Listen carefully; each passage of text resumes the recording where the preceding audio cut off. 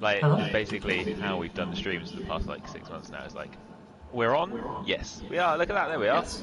We are on the thing. We have come Hello, through. everybody. Hello, hello. Hello, hello, hello. It is Tuesday, It right? is. I It's think it yes. is Tuesday, isn't it? Yes, Yeah. it is. Nice. Thank you, man. Thank you for the confirmation. Um, we have Liam here. Liam, Hello. when was what was the last stream you were on? Do you know? I'm struggling to remember. I think I was on. Oh, I've been on a bunch now. Did you do one Uh, with Alex we a did. while I back? did a couple with Alex, sort of tech-focused Yeah. ones. We did one with Rich that we were making a virtual Guildford a while Oh back. yes, of course. Oh my It's been a goodness, few. yeah. It's good. You got a tenure. You've got a tenure.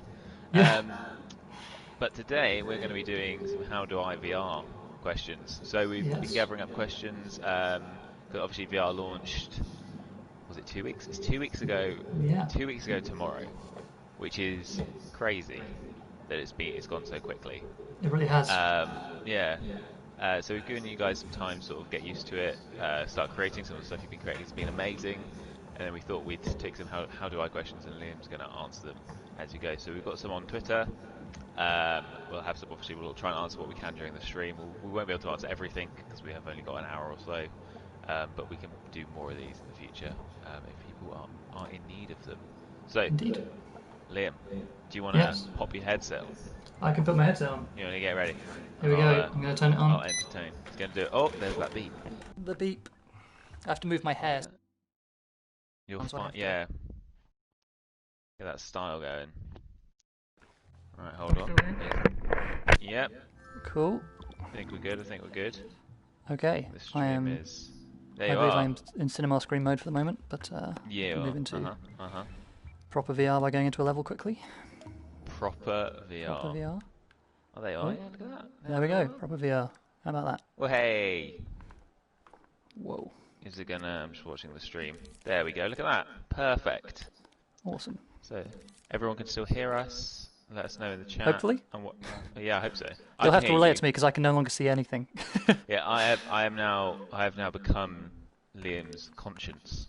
Indeed. So you guys can say anything about Liam that you want, and I'll just tell him the nice things.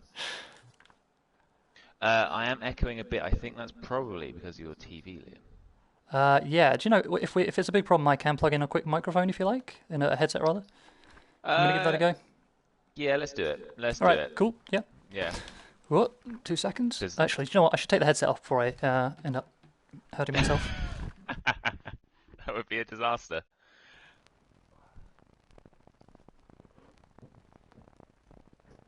That's good.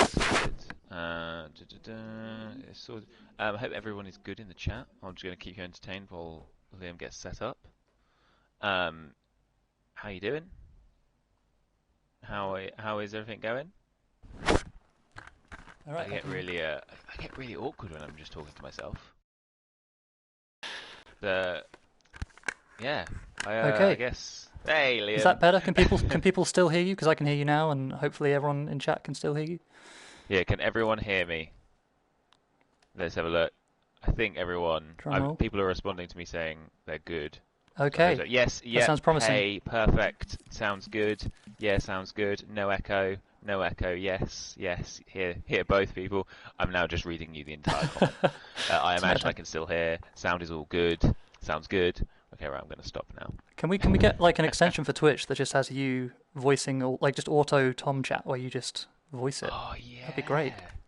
Oh man. Yeah. Let's make it happen. Let's make it. Well, I think John Beach wants a soundboard, a Tom soundboard. So I Oh guess yeah, that's the it's a good natural. That's start. the Yeah, yeah, natural step, isn't it? yeah. Um, Definitely. Zach Technician says I liked the echo. Well, Oh, that's a sorry, shame. man. Sorry, man. Right. So, Liam, Yes. I am going to go to the thread. I should have got the thread up earlier. And I'm just going to ask you a question. Go for it. Let's have a look I'm gonna. at. Uh, just having a look through here. I just want to start off with an easy one. Yeah, sure. Um, Elite Cloud actually was asking, can you turn off the imp reeling function in my creations, or at least hide the visual line that is appearing when you grab something? And I think that's no, basically, right? So you, Interestingly, sort of. Oh, So okay. I'll do a quick thing with that. So if in your level you're using a hand imp tracker, you'll Mm. find that it's got a couple of options that are sort of relevant to this. So one of the options you get is sort of about the laser. So if you want to Uh-huh. disable the sort of the line visual you get when you're grabbing things, you can actually change that here. So one of the things you can do is you can click to override laser properties, and one of the things you can change here is laser length. Okay. And what this means is when you're in play mode, it will actually, you can sort of change it so it's smaller or shorter. And what this actually does is change the grab range as well. So there's a thing you can do where if you leave it at default, you could actually wire this to go to 0 whenever you're actually grabbing something. And in theory, the laser will disappear. I suppose we can quickly try that out now. Mm. Just do a quick test of that. So if we just stamp down a grabbable cube. So in regular play mode at the moment, we should find that we can just grab and move that around. So yeah, you can't turn off the reeling quite as much, but you can disable the visual as you were asking. So if we get a not gate, and I believe on page 2 of this tweak menu it says whether or not we're grabbing something. Yep. So if we say if we're not grabbing, rather if we are grabbing something, we want a 0 signal that goes into the laser length. So when we're not grabbing something, or when we are grabbing something, it will go to 0, I believe. Nope, not that way. Oh, it's the visible. Sorry, it's the show beam one that I was talking about. Dope. Mm. There you go. And now when you grab, you sort of get rid of the laser visual. Oh, excellent. And yeah, so that means you can sort of get rid of that. The reeling will still work, but the reeling is actually limited by the laser length you set. So if you want the player not to be able to reel, you have to just set the laser length to a lot shorter. But be aware that it also changes how close you have to be to grab. So if I set this to something quite short, you'll see that from back here I can't grab this anymore. But when I grab it, sort of I just don't really get the reel because the distance it can reel is so much shorter now. So if you set that super short, then you can't really reel it. Okay. Tapjar says, can you set it to 0 when you grab, as you're saying? Yep, you can do that. Cool. And yeah, that's totally doable. Excellent. Right. Okay, cool. Nice. One done. Yeah. There's been a few. I think actually we've spoken about this like internally, but the fact that you can't grab with the second hand. Indeed. What you're sort of like. So. What's the best way to tackle that? So at the moment, well, the interesting thing I think that I've really enjoyed seeing is that people in the community are already finding ways to sort of account for that. So they've been making their own systems that let you hold things in your offhand, which is awesome. But I can sort of I'd say two things. The first thing is obviously that, as you say, we've been hearing that feedback from a lot of people. It's a thing that internally we know that we want. So we do hear you. It's a thing we're very aware of. The other thing I can speak to is, as a programmer, why it didn't make it in for the first release of VR. So I can give you some tech reasons if you like. Yeah. So the way that Dream sort of works under the hood for editing is that we've got a notion of a player, which is what happens when you log into your PlayStation. And that player has a bunch of information. It has things like it's got your preferences from the My Preferences screen. It's got things like where is your head when you're wearing the headset. And it's got things like what tool you're using. It's got things like what you hovered over. It's got things like what color brush are you using, all that sort of thing. And so when it comes to grabbing, interestingly, when you're in play mode and you're grabbing something with the imp, that is actually a tool. It's what we call the imp tool in code. So it's exactly like the move tool, like the tweak tool. There is an imp tool. It doesn't show a tool icon, but it is the same in every sense. And so basically the majority of the Dream's code base up until now has been built around the idea that you're using one tool, you're hovering one thing, you interact with one thing at a time. So to make two-handed grab working, interestingly, we have to sort of break that dynamic. We have to make sure that a player can handle having two tools, that they can handle hovering two things at once, that they can handle interacting with two things at once. And so what that means is not only doubling a bunch of state, but also updating a lot of code, which assumes, okay, the player has a tool. Instead, that code has to say, if either of the player tools are doing this thing. And Dreams being as complex as it is, there's a lot of code. So actually, it's purely like a lines of code thing. There is just a lot to be done there. So it is something we're aware of. It's something we want to do. It's just not something that sort of fell naturally out of how we'd written Dreams so far. But it is something we can enable. We just need to do the work, and we do hear you. Nice. Cool. Hope that answers that question for a few people. Indeed. Luke Holton on Twitter was asking, is there a way to attach a head tracker to a character's head so VR moves with that character? Obviously, we published that we had a puppet that we published, but is there tips for people that want to do that on their original characters? So interestingly, so the question is saying, how do you attach a head tracker to a character? Is that right? Yeah. So the interesting thing about the head tracker, and I think it's a thing that it's sort of a misconception, I think, maybe in how how people are thinking about it. The head tracker actually doesn't really attach to anything. Like, the notion of the head tracker is, it's sort of just a group, like you get any other group, but it sort of sticks to where the camera is in a very responsive way. So actually, when you say attached to a character, that doesn't make that doesn't quite work with how the head tracker works. What the head tracker does is it follows wherever the camera is. So if you want the head tracker to work with a character, if that character is just a first-person puppet, then the head tracker will automatically be wherever that puppet is. So the head tracker out of the box already does that, basically. Right. Unless I'm misunderstanding the question. No, I think. So yeah, I mean, technically you can just drop in sort of any puppet, and if you go into its controls, and in the camera settings set its distance to 0, you sort of get, this becomes a first-person character. And then the head tracker here is just going to move to wherever wherever that puppet's head is. So if I put, for example, I don't know, what do we want? Let's just put a quick sphere inside the head tracker. Then when I start, you'll find that I've just got this sphere sort of stuck to the character. So it sort of comes out of the box, really. So the head tracker, actually, it doesn't matter too much what you attach it to. It's generally nice that you put it in the group that, like, it'd be nice if I put it in my character, which means that if I publish my character, it goes with it, if you know what I mean. Yeah. And it also means that if players are trying to, remix your creation and they're trying to figure out how it works, they sort of know where to go to find the head tracker, right? Because it's, in the character next to the head. It just makes things a lot more understandable if it's, where the head is. But it doesn't have to be. It could be anywhere in the level, and it would work just the same. Nice. Excellent. Okay, cool. If you've got any questions you want answered in the chat, let us know, because we've had a few people ask basically the same questions on Twitter. So we've got multiple things. MC Alchemist, who's in the chat, does ask: is there a way to quickly remap the default VR puppet controls, i.e., how to change the movement scheme from L2 base to L1? Left move button, how to quickly remap turning to the face buttons on the move controllers? Interesting. So, sort of yes. It will be a bit tricky. So the interesting thing with moves, so I'm guessing this is referring to moves, right? Because it's talking about move buttons. Yeah. So with the moves, actually, I mean, we can just open up a control sensor and have a look. So how puppets work is actually sort of, it's controller sensor just outputs what buttons you've pressed.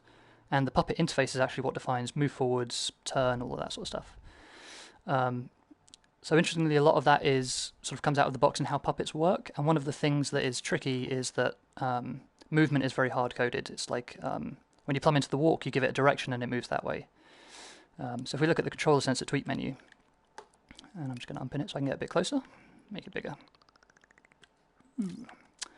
What we're using here is the left stick output. And so when you're using the moves, actually what happens is under the hood, this left stick output starts, because the moves don't have analog sticks, what it does is it starts outputting the orientation of your secondary controller whenever you're holding the trigger.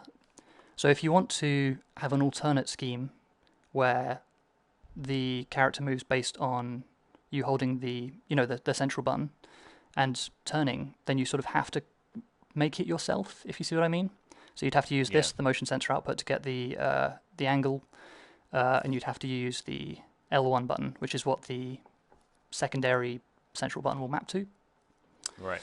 So yeah, a bit of a pain, unfortunately. It sort of works that way just because what we wanted was that out of the box, a game made for the DualShock could be played with the moves as well. So we sort of did this mapping where the left stick pretends to be the orientation of one of the controllers. Yep. Cool. Same person asks, can we keep that left stick output without pressing L2? I'm thinking no. Interesting. I think at the moment the reason that you don't get any output is just like we do on the DualShock 4, is that the left stick output is actually proportional to how hard you're moving the input. So on the DS4, Right. if you push the stick a little bit, you only get a little bit of output from that left stick output. On the moves, because there's no sort of analogy, what it actually does is it scales based on the amount you're holding the trigger, so you can move more slowly if you hold the trigger lightly. So if you're not holding the trigger at all, you're sort of moving the most slowly, if you see what I mean. Yeah. So that's why you don't get an output when you're not holding the trigger. Right. That's cool. Tab was asking, would we ever have dedicated move sensors like we do with the DualShock sensor? I don't know, Liam. Is that something that we've sort of looked into? So interestingly, we have talked about that a lot internally. Yeah. And again, like I say, one of our goals that we're looking to do is that we don't want it to be that you have to go through a lot of effort to make a game that works on both the DualShock and the moves. Yeah. So what we're actually looking to do is make it so the control sensor works for both. And it actually currently does, but one of the confusing things about a controller sensor at the moment is it sort of seems like it's made for the DualShock because, well, it says L1 and R1, and it says R2 and L2, and the move sensors, controllers don't have those, right? Yeah. So internally, I don't know how much I'm allowed to say, but the thinking is, and we may or may not have been working on this in the last couple of weeks. The thinking is that what you kind of want to do is be able to press a button that sort of switches this view so that it shows you the move equivalent controls, because actually all of these have a move equivalent. Instead of L2, Yeah. it's the secondary trigger. Instead of L1, it's the secondary central button. Instead Yeah. of D-pad, it's the secondary face buttons. Yeah. Yeah. Because I remember I was sat with Kevin a while back actually, because I think someone asked a similar question on Twitter, and we were basically trying to work out which button means which. Yes. So I guess if you do spend some time, you can work it out. Yep. Yeah. So that is the tricky Already. thing. At the moment, there's no shown way of doing it. It's like, as you say, it's Yeah. experimentation. I can quickly go through them all just quickly for those that in the meantime before we have some way of showing it in game so that people know how to do Yeah. those.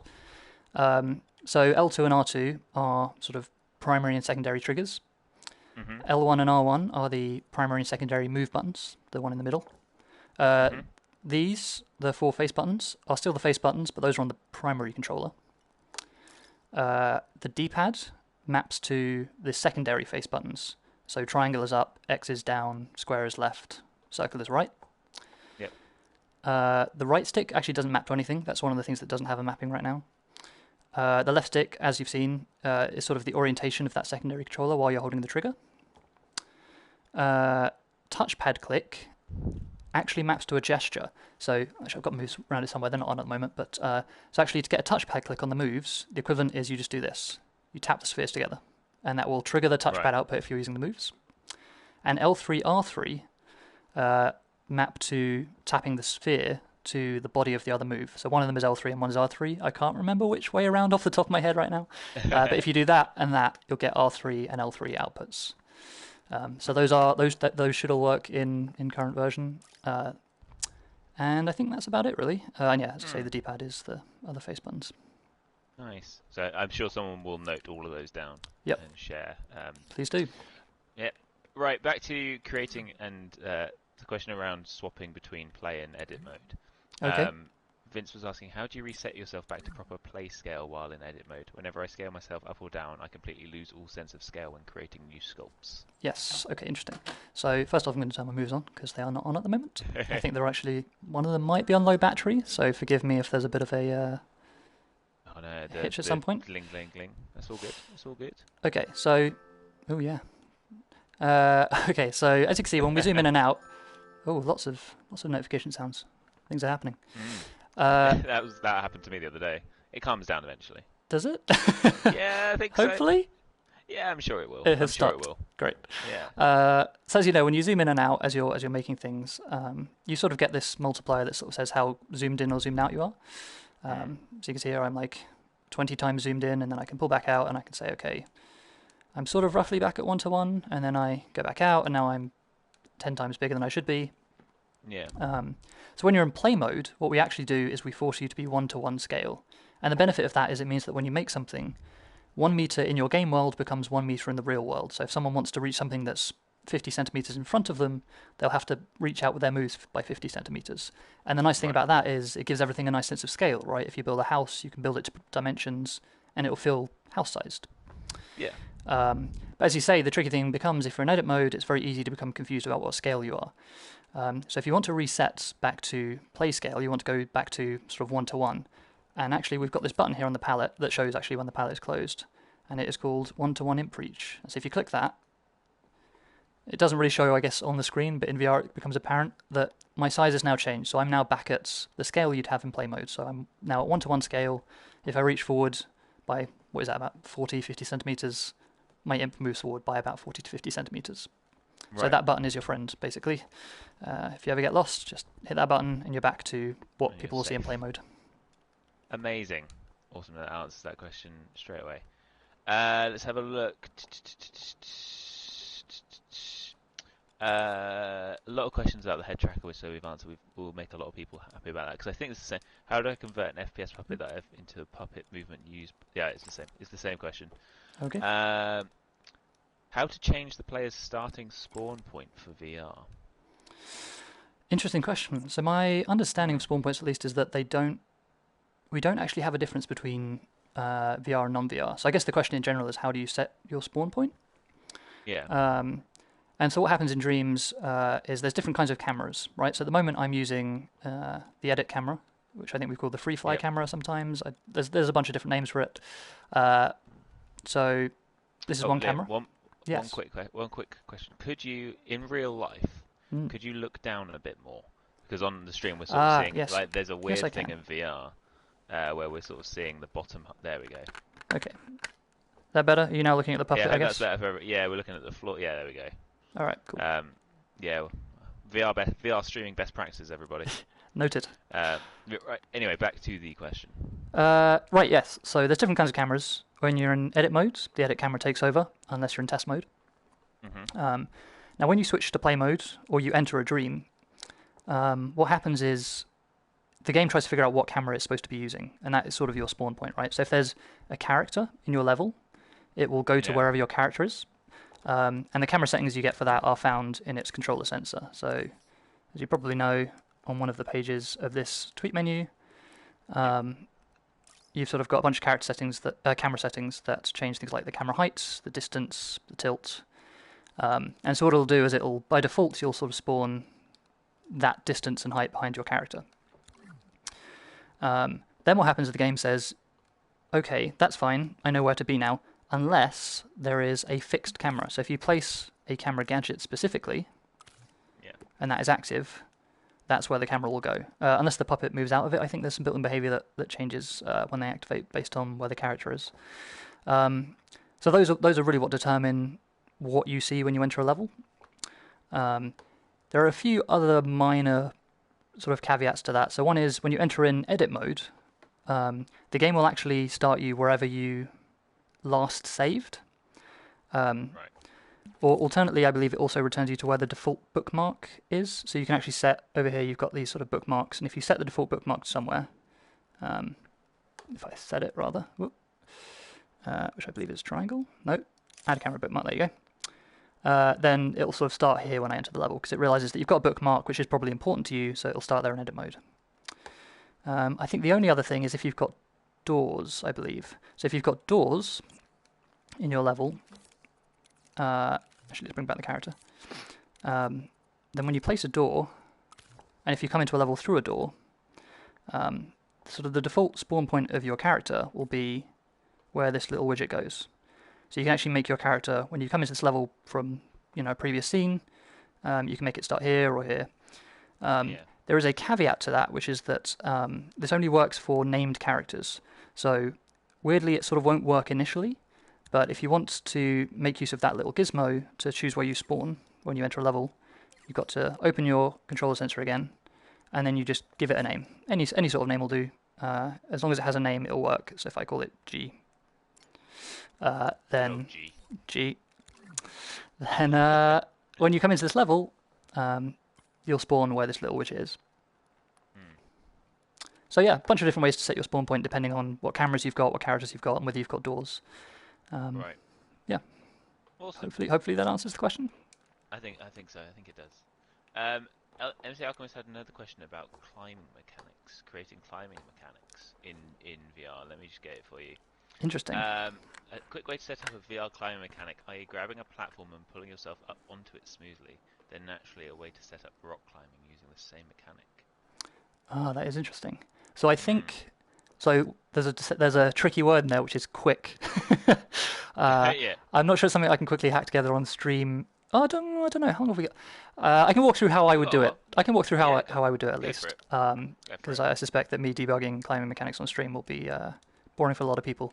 But so the general outline when you want to implement a new mechanic is you want to break it down into bits, right? If you try and it's the same thing with code and with logic. If you try and do it all at once, it becomes difficult because when it doesn't work, you're looking at 1,000 things and it's hard to tell which one's gone wrong. So what you probably want to do there is break it down into steps. So for a climbing mechanic, you need to define how you want it to work. So in my head, if I was writing a climbing mechanic, what I'd want is that I can, grab, say, a climbing hold with the trigger, and then as I pull, I want the camera to move up with me, and then I let go, and I sort of have let go of the hold. I think that roughly would be what you'd expect. Yeah. And so there's a bunch of parts to that. And the first one is, okay, you need to be able to set up points to grab, right? You need to be able to say, my hand is near enough to the climbing hold that I can grab it. So that involves some trigger zones, probably.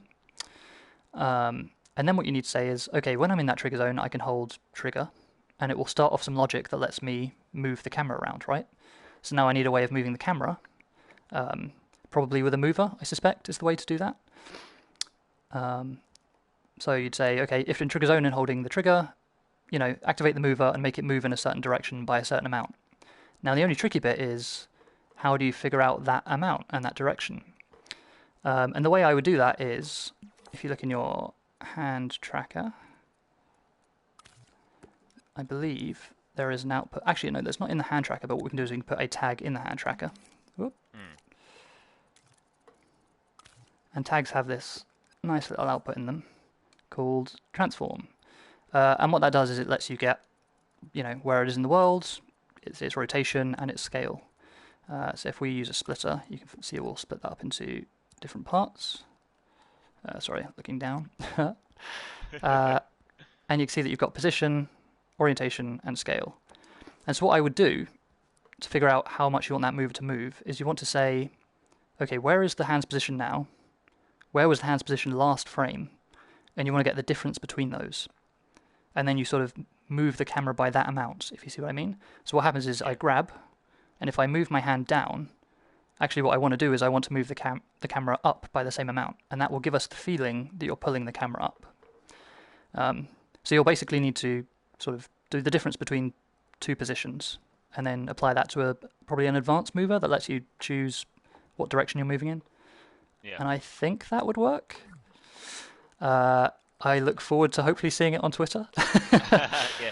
Please do let us know if you do use those tips to make it. Cool, thank you, Liam. Oh, sorry, reaching for a drink, trying not to knock it over. Whoop. Oh my goodness! All right, if everyone hears a sudden loud crash, Liam is in trouble. Yes. Let's have a look through here. If you have got any questions, let us know in the chat. So I think I saw a good one on Twitter yesterday, which was how do I get started? Which I think is a really it's quite a good one. It's pretty deep and pretty broad, but I can suggest some ways to get started.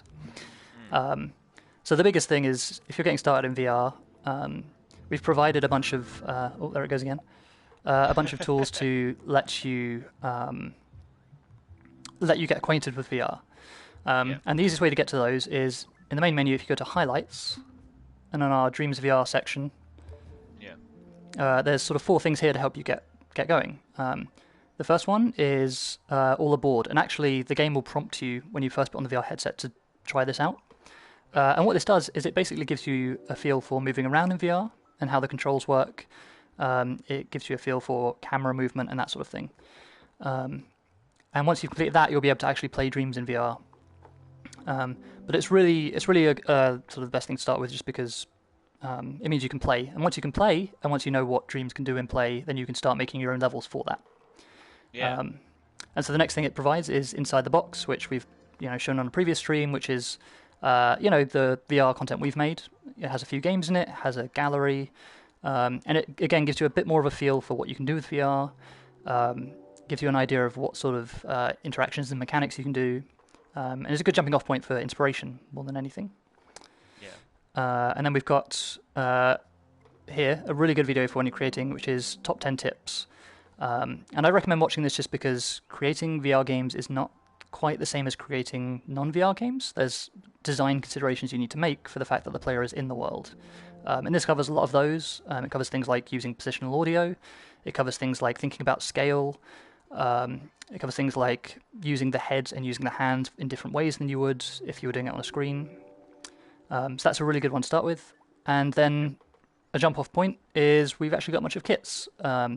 And a lot of that are the elements we use inside the box, but there's a lot of great art assets there, a lot of great bits of gameplay, music, lighting, that just let you really quickly get started, which is really great when you're new to this, because really what you want to do is play around and figure out what you're interested in making. Definitely explore all of those. Definitely do. Yeah. Jumping back into Create, Liam. Yes. The DS controller, this is from Fluffy and Sassy. The DS controller seems to have a limited distance range. When sculpting very large spaces, trying to move distant objects would immediately pull the object to you. It will be too far away to do anything with. Aside from working in non-VR, are there any tips for large spaces? Interesting. So with the DualShock, that is interesting. So you're saying with the DualShock, there is definitely a limited range in which you can. Sorry, let me put my moves down so that they turn themselves off. My DS4 has turned itself off. Of course it has. There you go. That'll be one of the pings. Hold on, let's start again. There we go. Right, so when you're grabbing things with the DualShock, there is indeed a sort of range that it will let you reel. This is mostly because otherwise you could send things into, the far-off void of the world and lose them effectively. So it's more just a case of trying to prevent disaster. If you're finding that upper range is too limiting, then that feedback is actually really useful. That's something we can increase, potentially. Yeah. One of the things I was surprised by there was you're saying that if you grab a distant object, it immediately snaps closer. The way the system is supposed to work, and if it doesn't, please let us know, send us some details about what you're doing, because then we can try and fix the bug. But the idea is if you grab something that is outside of that range, it shouldn't jump back into that range. What it should do is it should prevent you moving further and allow you to move into that range. So it sort of doesn't immediately punish you by bringing it into that range, but it does prevent you from making it worse by moving it further. So please do let us know if you found a case where that is not the case, because then we can try and fix it. Yeah, with anything VR-wise, if you are we're treating VR in the same way that we've always treated. Is that the right word? Yeah, no, that sounds good. Yeah. Treated, right word. Yeah. Dreams where we're involving it. It's like this is its initial phase. We will be addressing bugs and all sorts as we go. So do let us know on our feedback site or just on social media, and we will try to fix what we can, what we find. Yep, absolutely. Anyway, sorry for interrupting. No, it's good. As for general tips for working in large spaces, so one of the things that the DS4 doesn't have control over that the moves do, for example, is scale. So moves are very good at working in larger spaces for that reason. You can zoom out and you can work as if your level is a lot smaller than it is. But if you are on DualShock 4, some of the things that I use to work in large spaces is basically to make use of the grab cam and the specifically things like zip a lot more frequently. Because when you're working in small spaces, obviously it's more natural just to fly around. But when you're working in very large spaces, that can become quite tiring because the camera has a fixed speed, so it can take a long while to get somewhere.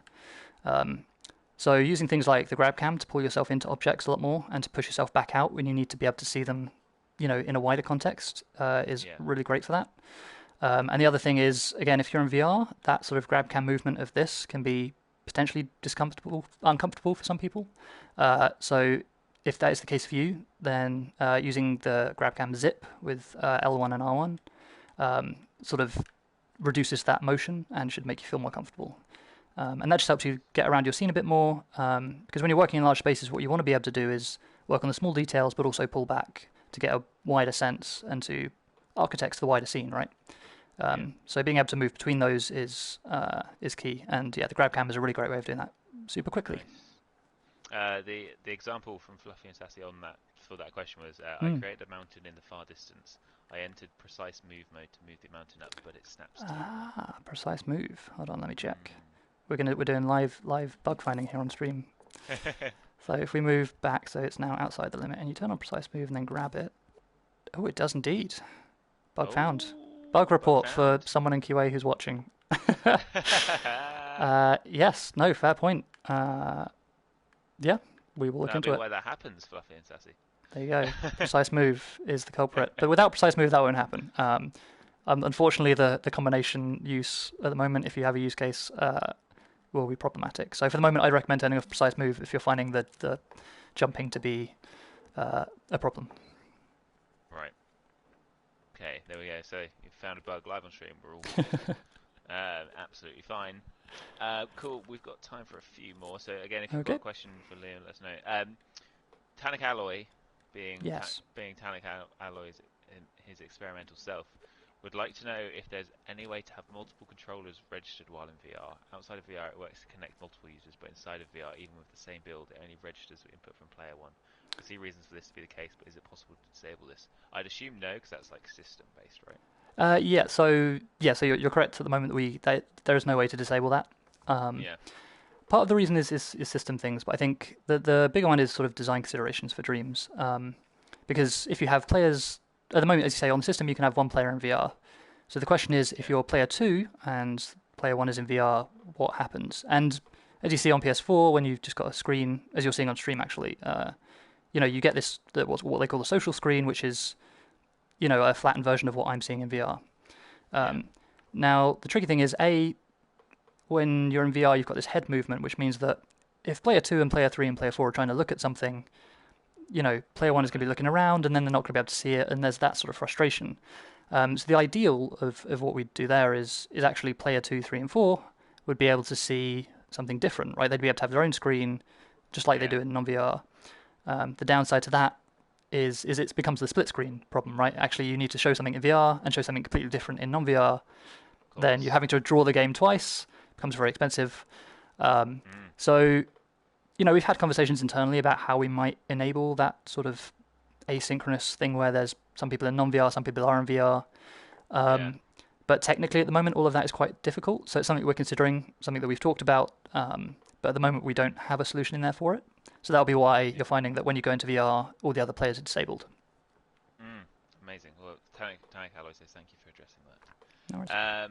Dr. Bazooka, 187, great name, asks, any tips on preventing frame rate drops when making a big scene? I have allow low frame rate on, but I'm aware not everyone does this. So I guess that's an optimization question, right? Yeah, and I mean, we've discussed optimization on previous streams, and I can cover some of the main ones now, but the big thing really is the thing that changes in VR, rather, is, as you say, if you drop below 60, I think it's actually a bit tolerant. I think it's 50 something, but let's say it's 60. If you drop below that 60, it forces a lot of players into cinema screen mode, as you said. So my recommendation would be, if you're making a game for VR, try and design for those players that are playing at 60. Just because if you design it for people that have that allow low frame rate on, the problem is that not everyone can enable that option, because for some people it makes them quite uncomfortable. It can make VR a worse experience for them. So while you might have an ability to deal with Dreams in that FPS, some people won't. The other thing you can do, obviously, is communicate that in your Dreams description and its name. Just let people know, if you're not playing with the low frame rate tick box on, this won't work as you'd expect. But in terms of actually sort of optimizing in general, let's cover a few things. So,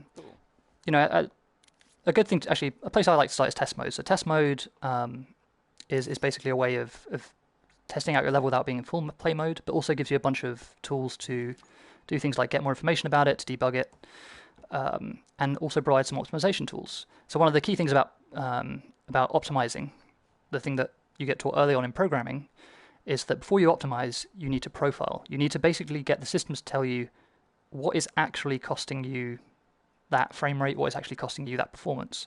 because it's very easy as someone making something to think, oh, it's probably this, and then you spend a lot of time fixing it, and it turns out that it didn't make any difference after all. So what you want is data on which to base your assumptions. So if you go into test mode, there is a button here called Analysis. And when you click Analysis, it throws you into play mode, and you get some bars here that are actually sort of managing your frame rate. They're telling you sort of how much of the frame rate is going towards graphics, how much of it is going towards the gameplay. And then when you're done playing your level and you hit start, you'll find that it actually just gives you a breakdown of what's gone on with your level. So it will tell you in detail, how much of your time went towards the graphics, how much went towards, the CPU and the gameplay. Yeah. And so what you really want to be doing is aiming to have all of those come under this snail here. This snail here is that 60 FPS limit. This is really where you want things to be above this, because otherwise, yeah, like I say, people will be getting kicked out into cinema screen mode, or they'll be having a bad time. Yeah. And so the sort of breakdown here is it sort of varies based on what's in your level, but graphics cost tends to come down to things like you've got too much lighting, or you've got too many things in front of the camera at once. CPU draw tends to come down to you just having a lot of things in the scene. And gameplay cost, again, comes down to things like lots of animation, lots of wires, lots of logic. So based on what you see here, it sort of changes what you'll need to fix or modify to make your level run well. There are a few more tools in here that actually make that really useful. So things like heat maps are actually really useful. So as you turn these on, you'll see the world sort of changes different colors based on which one I select. The first one is overdraw. And what overdraw means is it's the amount of time that the game is spending drawing things that might not be visible to the player. And so if you go to paint mode, for example, is the classic way to make this happen. If you draw a bunch of paint and then you copy a bunch of that, like so you've got a load of them, then what I can do as a player is I can look through those. And the thing with paint is paint has transparency, so the game actually can't say, don't show these because they're behind this, because this might be transparent. You might be able to see those through it, so it needs to draw them anyway. And what that means is, despite the fact that I can only see, a certain amount of pixels in front of me here for this bit of paint, it's actually had to draw pixels for all of those bits of paint. And so when I go into test mode and turn on this overdraw heat map, you see it sort of glows bright yellow. And what that means is the game is spending a lot of time drawing things over and over on these pixels. And so what you want to do is you want to play through your level or fly around your level and find places where this is the case and try and sort of remove bits of paint to cut down on that cost if you find that is what's costing you performance. Some other ones you get are spotlights. So if we place a lot of lights in our level, for example, where are we? Lights. Again, lighting in games is classically one of the things that sort of draws up a lot of expense. So when we go back into our test mode and turn on our lighting heat map, again, you'll find that things around here get quite expensive graphically because they have to calculate, as they're drawing, they have to calculate for each of these lights that are hitting me, what impact does it have on how I look? So again, that makes things more expensive. And the final one you get here that tends to add up to performance is the physics heat map.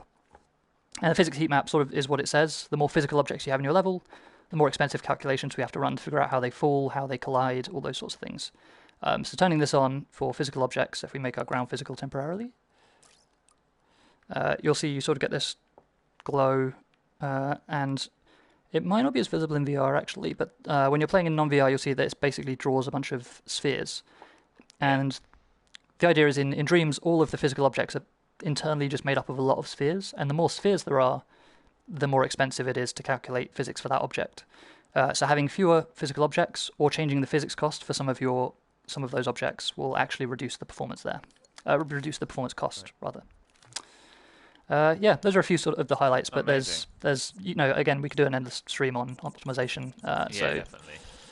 And a few people have only just found out about test mode, so that I'm glad to have enlightened some people. That's the learning from today. Yeah, absolutely. Bruce asks, is there a way to change the way a character interacts with them, like grabbing it or making it a grappling hook? Sorry. What is there? I'm just going to read you how their question Yeah, sure. says. We might need some more clarity. Is there a way to change the way a character interact with them, like grabbing it or making a grappling hook movement mode?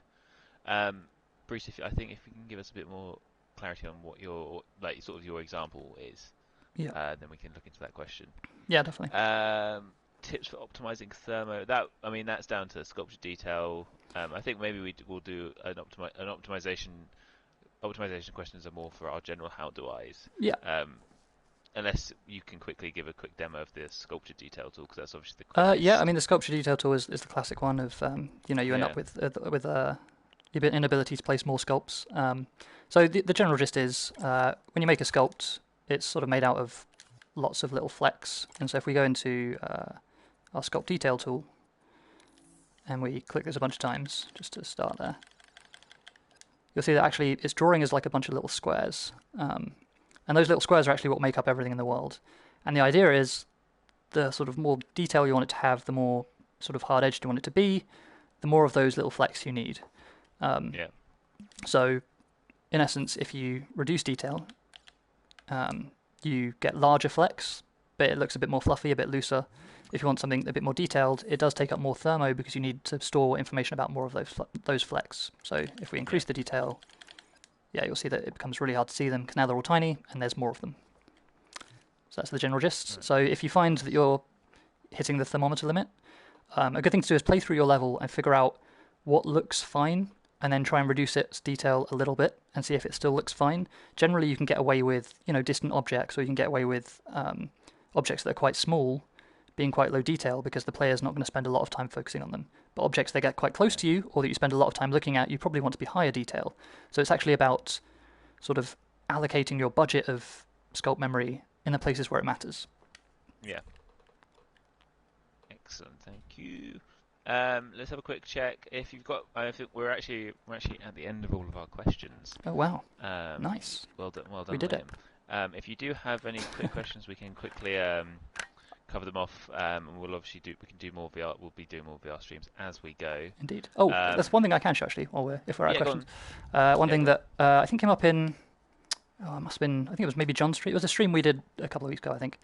And someone was asking. Oh, these are turned off again. We're going to get all the. Oh no, that's all on. There you go. Oh God, where are we? Okay. Exit. We're going to get all the pings. I apologise. Someone was asking, and I think they were asking because they'd read the Trello board. They were asking if there's a way to rotate things with the moves that are distant. So let's say you're all the way back here, and I want to turn this sculpt I want to make it face this way. And the tricky thing in VR is if I turn my hand here, it's going to move, right? Which is a bit annoying because it means that actually it's not rotated in place where I wanted it. So there's a thing we've added with VR.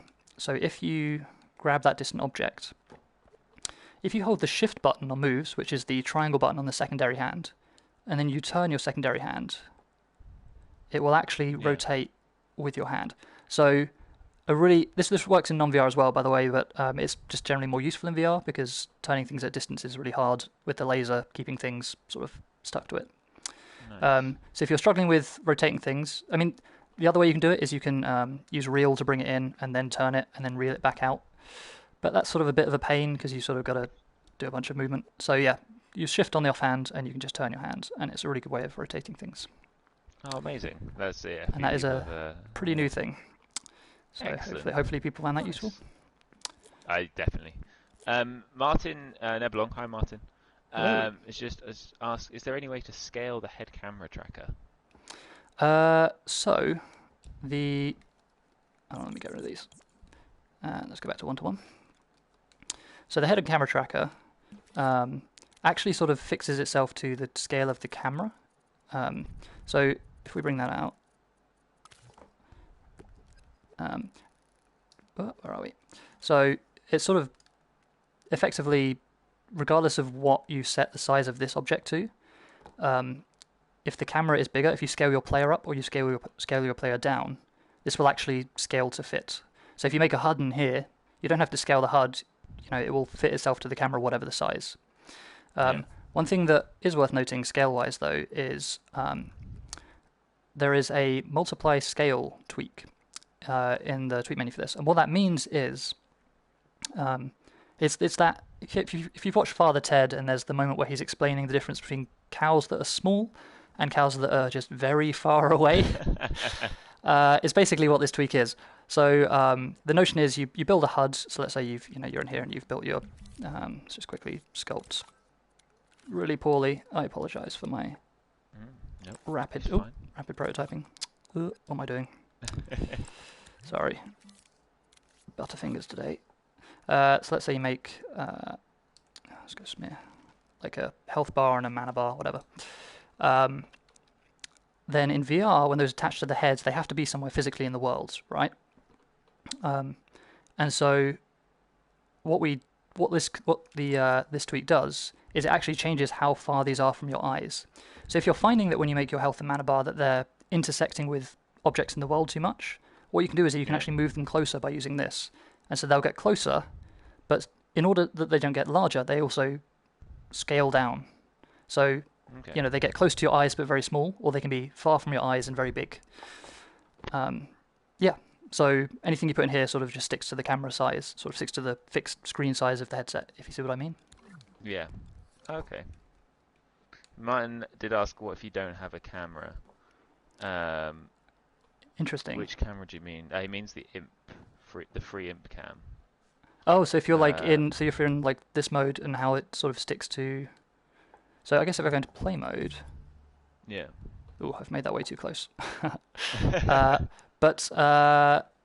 Yeah, I mean, again, it'll stick to the camera regardless. So I think like it doesn't just stick to a camera gadget. It'll stick to. Oh, actually, interestingly, camera scale does affect it. Interesting. At this point, I need to ask questions of people on the team because I am surprised by this behavior. So yes, so that is interesting. But generally speaking, I make it when you use the head tracker gadget, assume it's 1-to-1, and unless you allow the player to change scale, it should sort of stick with the scale that you made it at. Cool. Nice. Okay, amazing. I think that is everything, Liam. Well, we burned through all those questions. We did it. Nice. If you do have any more, let us know on social media, and we can do it. We can do a VR How Do I Volume 2. Yeah, absolutely. I mean, if people have any other questions about non-VR stuff, and we've got a bit of time, we can always cover just general questions if people have them. But yeah, definitely. I don't mind too much. No, I think we're good. I think we are good. Cool. And thank you for everyone helping us find a couple of bugs. Yes, yeah, indeed. That's a good one. And yeah. we have footage of them. Indeed. As well. Perfect. But yes, thank you to everyone who's made VR creations so far. It's been awesome. It has been astounding what people have made within just 2 weeks. It really has. I've been blown away. It's silly. We will be back on Thursday with another community creations. We'll be playing some more VR stuff as well. So that'll be awesome. So tune in on Thursday, 5 p.m. BST as normal. Until then, Liam, it's up to you to end the stream. I will indeed. And I have a rough idea of how to do this. But yeah, outside of that, it's been really great being on the stream. Thanks for all the questions, everyone. And yeah, see you all later. Bye. Bye.